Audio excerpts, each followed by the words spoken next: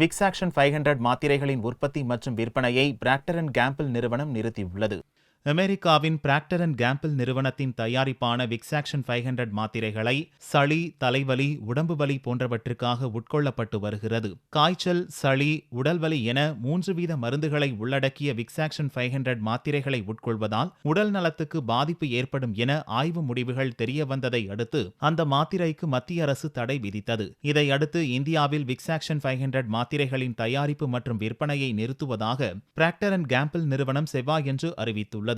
இதேபோல கூட்டு மருத்துவ குணம் கொண்ட 344 மருந்து பொருட்களுக்கு அரசு தடை விதித்துள்ளது. அதையடுத்து கோரெக்ஸ், ஃபென்சிடைல் போன்ற சிரப்புகளின் உற்பத்தி மற்றும் விற்பனையை நிறுத்துவதாக அதன் தயாரிப்பு நிறுவனங்களான ஃபிசர், அபாட் அறிவித்துள்ளன.